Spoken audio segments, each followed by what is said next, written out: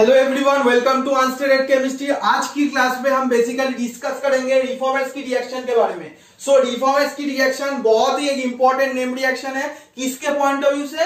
IIT jam 2023 exam के point of view से ये बहुत ही इंपॉर्टेंट चीज है, क्योंकि 2021 में ये चीज इंक्लूडेड हुआ सिलेबस में। आप CSIR नेट के पॉइंट ऑफ व्यू से भी ये इंपॉर्टेंट है, और जी मेन और जी एडवांस के स्टूडेंट भी देख लेना। So let's start today's class. देखो, रिफॉर्मेट्स की रिएक्शन कौन साइंटिस्ट ने किया था, वो ही मैंने नाम लिखा। साइंटिस्ट का नाम था सेर्गी रिफॉर्मेट्स की। उन्होंने 1887 में ये रिएक्शन किया था। ये जो साइंटिस्ट था, ये रशियन केमिस्ट था। उन्होंने 1887 को ये रिएक्शन को फर्स्ट रिपोर्ट किया था। सो हम क्या बोल सकते हैं कि रिएक्शन का जो नाम है वो साइंटिस्ट के नाम के बेसिस पे दिया गया है। सो पहला पॉइंट जो होगा हमारा, the name of the reaction is given according to the name of the scientist. Scientist के नाम के बेसिस पे, और as per the name of the scientist, और according to the name of the scientist, एक ही बात है। अब आते हैं सेकेंड पॉइंट। देखो, सेकेंड पॉइंट बहुत ही इंपॉर्टेंट पॉइंट है। सेकेंड पॉइंट क्या होगा? सेकेंड पॉइंट यही है कि रिफॉर्मेट्स की रिएक्शन को आप कैसे आइडेंटिफाई करोगे। इसलिए आपको क्या जानना पड़ेगा? General scheme of the reaction. So heading लिखो, general scheme of the reaction. General scheme of the reaction. इस रिएक्शन होने के लिए हमको क्या लेना पड़ता है? एक अल्फा हेलो एस्टर लेना पड़ता है। अब अल्फा हेलो एस्टर कौन सा हम लेंगे वो हमको देखना पड़ेगा। बेसिकली इस रिएक्शन में कौन सा हेलो एस्टर हम लेते हैं वो हमको देखना पड़ेगा। कौन सा अल्फा हेलो एस्टर हम लेते हैं। अब एक चीज यहां पर नोट कर लो, रिफॉर्मेट्स की रिएक्शन में जनरली, मैं वर्ड जनरली बोल रहा हूं, रिफॉर्मेट्स की रिएक्शन में जनरली अल्फा ब्रोमो एस्टर लिया जाता है। आप लोग बहुत सारे बुक देख लो, वहां पर एग्जाम्पल में जो अल्फा हेलो एस्टर दिया गया है वो अल्फा ब्रोमो एस्टर दिया गया है। Is it clear? सो यहां पर जो लेते हैं वो अल्फा ब्रोमो एस्टर लेते हैं। अगर अल्फा हेलो एस्टर ले ले, इन दैट केस रिएक्शन नहीं होगा? जरूर होगा। क्यों नहीं होगा? मैं इसका रीजन बता रहा हूं, एक मिनट वेट कर लो। अब अल्फा हेलो एस्टर के साथ हमको क्या लेना पड़ेगा? बोलो, carbonyl compound. Obviously carbonyl compound लेना पड़ेगा। ये हम इनोलेट बेस्ड नेम रिएक्शन पढ़ रहे हैं, सो कार्बोनिल कंपाउंड जरूर हमको लेना पड़ेगा। अब इसके साथ हमको क्या लेना पड़ेगा? इसके साथ हमको एज अ रिएजेंट जिंक लेना पड़ेगा, और जिंक के साथ भी एक इनर्ट सॉल्वेंट लेना पड़ेगा। अब इनर्ट सॉल्वेंट क्या क्या हो सकते हैं? बोलो ना। बेंजीन हो सकता है, टोलुइन हो सकता है, ईथर हो सकते हैं। अब सेकेंड में हमको क्या करना पड़ेगा? हाइड्रोलिसिस, और हाइड्रोलिसिस भी mild hydrolysis, that is partial. That is, अगर मैं हिंदी में बताऊं, ये हल्का हाइड्रोलिसिस करना पड़ेगा। अगर पार्शियल और माइल्ड जगह पे अगर आप हार्श कंडीशन में ये हाइड्रोलिसिस कर दो, तो इन दैट केस क्या होगा? वहां पर बेसिकली यहां पर क्या जनरेट होना चाहिए था? यहां पर जो लास्ट में जो मॉलिक्यूल फॉर्म होगा, हीट करने के बाद लास्ट को हमको हीट करना पड़ेगा, उस मॉलिक्यूल का नाम है अल्फा बीटा अनसैचुरेटेड एस्टर। अगर आप यहां पर माइल्ड हाइड्रोलिसिस के जगह में हार्श कंडीशन में हाइड्रोलिसिस कर दो, वो एसिड में कन्वर्ट हो जाएगा, एस्टर में नहीं रहेगा। ये बहुत ही इंपॉर्टेंट चीज है, बहुत लोग ये चीज नहीं बताते हैं, मैं ये चीज बता रहा हूं, प्लीज नोट करते जाना। सो इसलिए हमको माइल्ड हाइड्रोलिसिस ही करना पड़ेगा, बहुत ही हल्का हाइड्रोलिसिस। अब यहां पर जो प्रोडक्ट जनरेट होता है वो है क्या? Alpha beta unsaturated. हीट करोगे तो obviously alpha beta unsaturated system ही जनरेट होता है। बहुत सारे रिएक्शन में आप लोग ऑलरेडी देखे हो, एल्डोल कंडेंसेशन रिएक्शन और बहुत सारे। Alpha beta unsaturated ester. अब यहां पर देखो एक चीज, ये जो कार्बोनिल कंपाउंड, ये क्या क्या हो सकते हैं? कार्बोनिल कंपाउंड दोनों ही हो सकते हैं, एल्डिहाइड भी हो सकते हैं और कीटोन भी हो सकता है। एल्डिहाइड भी हो सकते हैं और क्या हो सकते हैं? बोलो, कीटोन भी हो सकते हैं ना। गौर से यहां पर देखो, यहां पर मैंने क्या लिया? जिंक। अब जुइफिल बुक में एक चीज, बहुत ही इंपॉर्टेंट चीज लिखा गया है, जुइफिल, प्लीज नोट दिस। यहां से क्वेश्चन आता है, CSIR नेट वाले देख लेना, क्योंकि यहां से क्वेश्चन आता है जूई फिल से। सो जूई फिल में यही लिखा गया है कि अगर जिंक के बदले में जिंक कॉपर कपल और यहां पर और एक चीज लिखा गया है, अगर राई की जिंक ये लिख दे इन प्लेस ऑफ जिंक, वहां पर भी यही रिएक्शन होगा, रिफॉर्मेक्स की रिएक्शन ही होगा। सो ये चीज बहुत ही इंपॉर्टेंट चीज है, नोट कर लो। Is it clear? Alpha halo ester क्या है वो हमको देखना पड़ेगा, अच्छे से देखना। ये जो अल्फा हेलो एस्टर क्या चीज है, ऑब्वियसली एक एस्टर फंक्शनल ग्रुप होना चाहिए, एक एस्टर फंक्शनल ग्रुप ऑब्वियसली होना चाहिए। अब एस्टर के साथ जो कार्बन अटैच्ड होगा वो अल्फा कार्बन होगा, जरूर होगा। फंक्शनल ग्रुप के बगल वाले जो पोजीशन है वो अल्फा कार्बन होते हैं, और अल्फा कार्बन के साथ जो हेलोजन अटैच्ड होगा उसको क्या बोलेंगे हम, बोलो अल्फा हेलो एस्टर ही बोलेंगे। सो ये जनरल अल्फा हेलो एस्टर है। अब बहुत ही एक इंपॉर्टेंट चीज है, सो आप बोलो कौन सा अल्फा हेलो एस्टर ज्यादा रिएक्टिव होगा। यहां पर अच्छे से देखना, अगर यहां पर कार्बन और X के जगह में फ्लोरीन हम ले ले तो यहां पर रिएक्टिविटी एकदम कम होगा कि ज्यादा होगा? ऑब्वियसली रिएक्टिविटी कम होगा, क्योंकि ओवरलैप यहां पर ज्यादा अच्छा, एकदम अच्छा बोल सकते हो, क्योंकि यहां पर किसका ओवरलैप हो रहा है, 2p2b का ओवरलैप हो रहा है। अगर 2p2b का ओवरलैप होगा तो बॉन्ड बहुत ही स्ट्रॉन्ग बनेगा, अगर स्ट्रॉन्ग बनेगा तो रिएक्टिविटी कम हो जाएगा ना। सो इसका अगर मैं रिएक्टिविटी के बारे में बोलूं तो सबसे ज्यादा, अगर मैं बोलूं लेस रिएक्टिव, वो यही होगा। अब यहां पर कार्बन, क्लोरीन, कार्बन, ब्रोमीन और कार्बन आयोडीन, यहां पर अगर आप अच्छे से देखोगे, अच्छे से देखना एक चीज, यहां पर 2p5p ओवरलैप, और 2p5p अगर ओवरलैप हो जाए तो क्या होगा, एकदम बेकार की ओवरलैप अगर हो जाए तो वो बॉन्ड वीक बनेगा। अगर बॉन्ड वीक बनेगा तो ये रिएक्शन में पार्टिसिपेट करना चाहेगा, क्योंकि ये जो चीज बन जाएगा अल्फा हाइड्रो एस्टर वो रिएक्टिव ज्यादा होगा with respect to alpha fluoro ester और अल्फा क्लोरो एस्टर और अल्फा ब्रोमो एस्टर, आप ऐसे भी बोल सकते हो। सो ये जो अल्फा आयोडो एस्टर होगा वो ज्यादा रिएक्टिव हो जाएगा, रिएक्टिविटी एकदम हाई होगा। उसके बाद किसका रिएक्टिविटी हाई होगा, इसका। सो अल्फा ब्रोमो एस्टर उसके बाद आएगा। इसलिए आप देखो अच्छे से, इसलिए अल्फा हेलो एस्टर जो रिफॉर्मेक्स की रिएक्शन में लेता है वो अल्फा ब्रोमो एस्टर लेता है, और किसी किसी टाइम में अल्फा आयोडो एस्टर लेता है, क्योंकि रिएक्टिविटी को हाई, रिएक्टिविटी अगर हाई होगा तभी तो रिएक्शन होगा, अगर रिएक्टिविटी लो होगा तो कैसे रिएक्शन होगा। Is it clear? इसलिए बेसिकली अल्फा हेलो एस्टर के अंडर में ये अल्फा ब्रोमो एस्टर और अल्फा आयोडो एस्टर लिया जाता है। बेसिकली अल्फा ब्रोमो एस्टर ही लिया जाता है। एक दो एग्जांपल अभी तक मैंने देखा जहां पर अल्फा आयोडो एस्टर लिया गया है। सो इसका कारण, पीछे का कारण ये है कि रिएक्टिविटी को हाई, अगर रिएक्टिविटी ज्यादा होगा तो रिएक्शन तभी होगा ना, अगर रिएक्टिविटी लो होगा तो रिएक्शन कैसे होगा। Is it clear? अब यहां पर एक बहुत ही इंपॉर्टेंट चीज है, रिएक्टिविटी ऑर्डर। अगर क्वेश्चन आ जाए रिएक्टिविटी ऑर्डर तो आप लोग यही लिखेंगे कि reactivity order alpha fluoro ester की एकदम कम, उसके बाद अल्फा क्लोरो एस्टर की रिएक्टिविटी, उसके बाद अल्फा ब्रोमो एस्टर और उसके बाद alpha iodo ester. Is it clear? ये चीज पहले आप लोग नोट करो।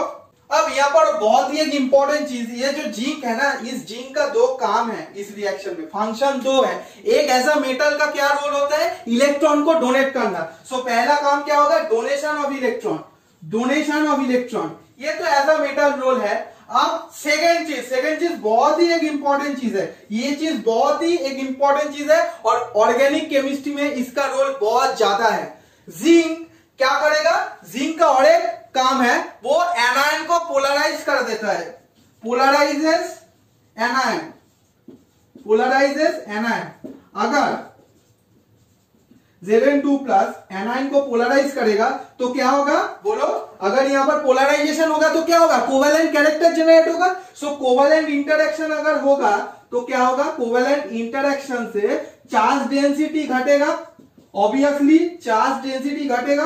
और अगर चार्ज डेंसिटी घटेगा तो क्या होगा, बोलो, किसी भी मॉलिक्यूल की अगर चार्ज डेंसिटी घट रहा है, चार्ज सप्रेस हो रहा है, तो क्या हो रहा है, स्टेबिलिटी गेन हो रहा है, स्टेबिलिटी हाई हो रहा है, और अगर स्टेबिलिटी हाई होगा तो रिएक्टिविटी लो हो जाएगा ना। Is it clear? मैं और एक बार बोल रहा हूं, अगर Zn पोलराइज कर रहा है एनायन को तो कोवेलेंट इंटरेक्शन हो रहा है, अगर कोवेलेंट इंटरेक्शन होगा तो क्या हो जाएगा, चार्ज डेंसिटी सप्रेस हो जाएगा। और आप ऐसे भी बोल सकते हो चार्ज डेंसिटी कम हो रहा है, अगर चार्ज डेंसिटी कम होगा तो क्या होगा, स्टेबिलिटी ज्यादा होगा, अगर स्टेबिलिटी ज्यादा होता है तो क्या होगा, रिएक्टिविटी कम हो जाएगा। सो चार्ज डेंसिटी अगर कम हो रहा है तो यहां पर दो काम हो सकता है, प्लीज नोट करते जाना, ये चीज बहुत ही इंपॉर्टेंट चीज है। स्टेबिलिटी इनहेंस होगा और स्टेबिलिटी इंक्रीज होगा और रिएक्टिविटी घट जाएगा ना। अरे किसी भी चीज अगर स्टेबल हो तो रिएक्टिव क्यों होगा, वो क्यों रिएक्शन करेगी, ये चीज तो एकदम इजी चीज है ना। सो इसलिए यहां पर जिंक लिया, एक बहुत ही काम किया। सिमिलरली जिंक यहां पर एनायन को मैंने जनरल बातें बताया कि जिंक एनायन को पोलराइज करेगा, यहां पर किसको करेगा, यहां पर आप लोग देखोगे जिंक ऑक्सीजन को पोलराइज करेगा, जिंक बेसिकली ऑक्सीजन को पोलराइज करेगा। और अगर ऑक्सीजन को पोलराइज करेगा तो यहां पर Zn मान लो, क्योंकि यहां पर एक हमको हेलोजन तो लेना पड़ेगा, यहां पर अल्फा हेलो एस्टर से ये जनरेट होगा। सो अगर आप अच्छे से देख रहे हो यहां पर क्या होगा, सो ऑक्सीजन और Zn के बीच में एक बॉन्ड आ गया, ये जो बॉन्ड होगा ये कोवेलेंट इंटरेक्शन के थ्रू बन रहा है, और कोवेलेंट इंटरेक्शन अगर होगा तो ऑक्सीजन और Zn की जो बॉन्ड है उसका चार्ज घट जाएगा। अगर चार्ज घट जाएगा तो ये जो बॉन्ड हो जाएगा ना, ये बॉन्ड क्या हो जाएगा, ये बॉन्ड स्टेबल हो जाएगा, और अगर स्टेबल हो जाएगा तो रिएक्टिविटी कम हो जाएगा। इसलिए आप लोग देखोगे यहां पर एस्टर के केस में रिएक्टिविटी कम होने के कारण यहां पर सेल कॉन्डेंसेशन रिएक्शन नहीं होता है। ये बहुत ही एक इंपॉर्टेंट चीज है। अगर यहां पर ऑक्सीजन नेगेटिव चार्ज है उसके साथ Zn2+ की एक इंटरेक्शन हो, दैट इज इंटरेक्शन का मतलब क्या है, यहां पर पोलराइजेशन हो, अगर पोलराइजेशन होगा तो कोवेलेंट कैरेक्टर जनरेट होगा, कोवेलेंट इंटरेक्शन होगा तो क्या होगा, अरे कोवेलेंट इंटरेक्शन से चार्ज डेंसिटी और वी कैन से चार्ज क्या होगा, सप्रेस हो जाएगा, और अगर चार्ज सप्रेस हो जाएगा तो क्या हो जाएगा, बोलो, स्टेबिलिटी हाई हो जाएगा। किसी भी मॉलिक्यूल को आप देख लो ना, किसी भी मॉलिक्यूल की अगर वो मॉलिक्यूल चार्ज स्टेट में है और किसी भी मॉलिक्यूल अगर न्यूट्रल स्टेट में है, किसका स्टेबिलिटी हाई है, जो न्यूट्रल स्टेट में है। इसलिए अगर चार्ज सप्रेस हो जाएगा तो स्टेबिलिटी बढ़ जाएगा, और अगर स्टेबिलिटी बढ़ जाएगा तो रिएक्टिविटी घट जाएगा। तो रिएक्टिविटी अगर घट जाएगा तो क्या हो जाएगा, यहां पर आप लोग यहां पर देखोगे एस्टर के केस में, इसलिए सेल कॉन्डेंसेशन नहीं होता है। अगर यहां पर आप लोग देखोगे कि एल्डोल कॉन्डेंसेशन रिएक्शन में वहां पर सेल हो रहा है, क्योंकि रिएक्टिविटी हाई होने के कारण यहां पर जिंक क्या कर रहा है, रिएक्टिविटी घटा रहा है। यही जिंक का काम है, यही एनायन को पोलराइज करके अल्टीमेटली स्टेबिलिटी को गेन कर रहे हैं, रिएक्टिविटी को कम कर रहे हैं। ये चीज आप लोग प्लीज नोट कर लो, ये चीज बहुत ही इंपॉर्टेंट चीज है।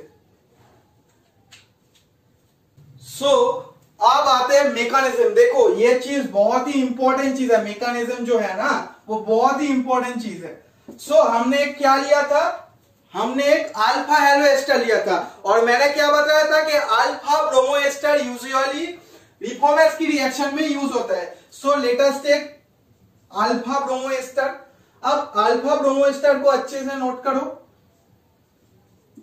सो अल्फा ब्रोमो एस्टर है ये, और मैंने क्या बोला था, जिंक हमको लेना पड़ेगा। अब जिंक का दो स्टेट होता है ऑक्सीडेशन स्टेट, एक जिंक यहां पर जीरो ऑक्सीडेशन स्टेट में है, और जिंक का काम क्या है, मैंने ऑलरेडी पहले बोला कि जिंक अपना इलेक्ट्रॉन डोनेट करना चाहते हैं। मेटल का वही रोल है कि वो इलेक्ट्रॉन को रिलीज करे।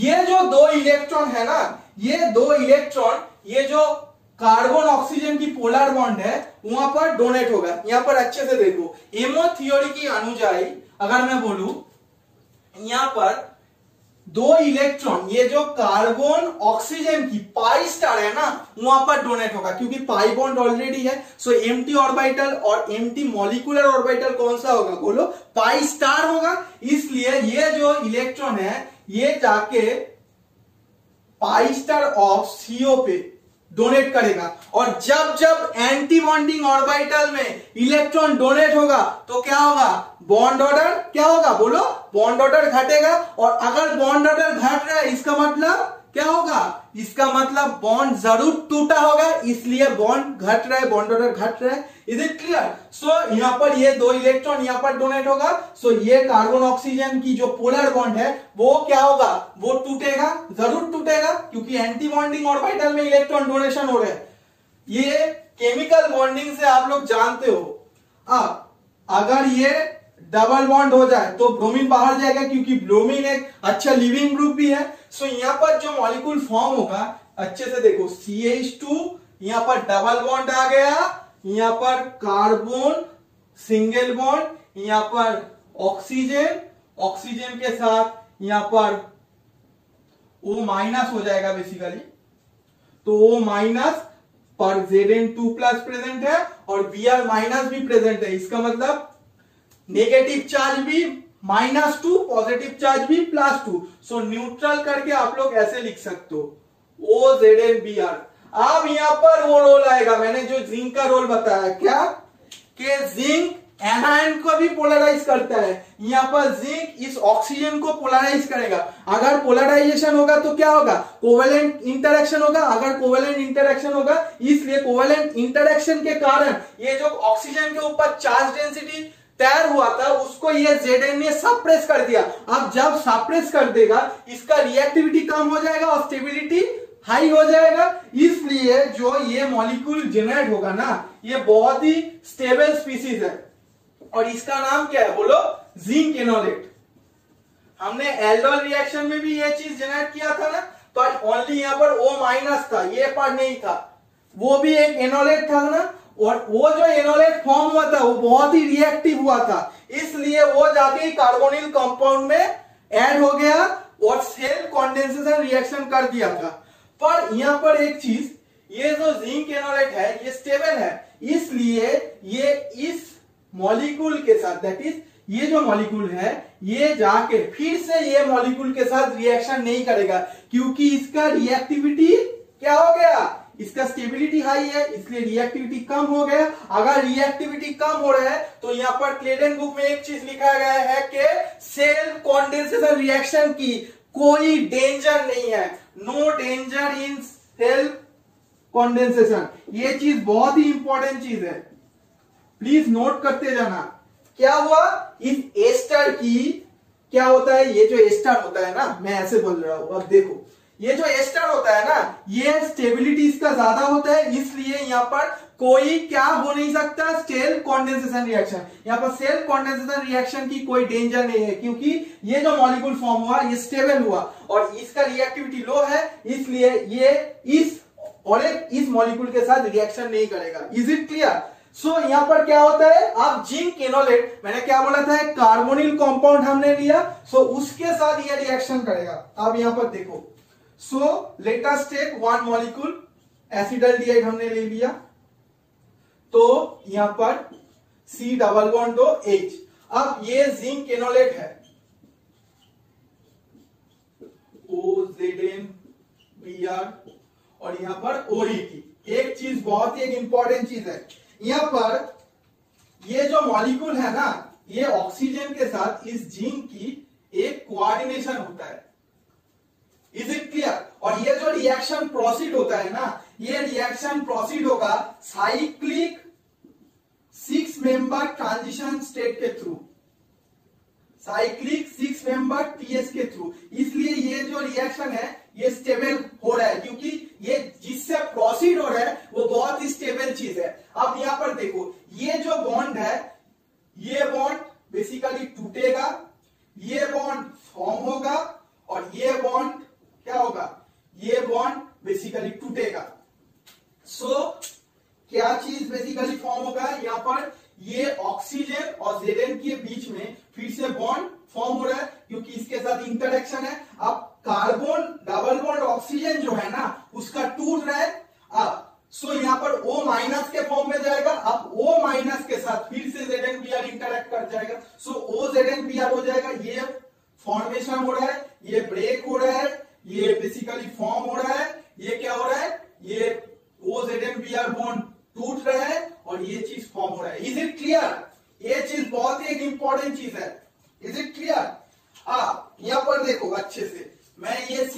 टीएस के थ्रू प्रोसीड होता है ये मैं नहीं दिखाऊंगा, आपको उतना जानने की जरूरत नहीं है।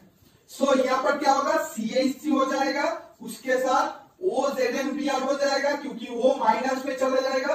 अब उसके साथ इसका एक क्या होगा, मैंने क्या बोला, ऑक्सीजन के साथ इसका एक इंटरेक्शन होगा, कोऑर्डिनेशन होगा, सो OZNBr में चला जाएगा। सो CH अब इस बॉन्ड के साथ इस कार्बन की एक नया बॉन्ड, सो कार्बन के साथ इस कार्बन की एक नया बॉन्ड फॉर्म होगा तो CH2 हो जाएगा। अब यहाँ पर क्या है, यहाँ पर क्या होगा, कार्बन डबल बॉन्ड हो जाएगा ऑक्सीजन के साथ। इज इट क्लियर, ऑक्सीजन में चला जाएगा डबल बॉन्ड के साथ कार्बन, अब OEP हो जाएगा।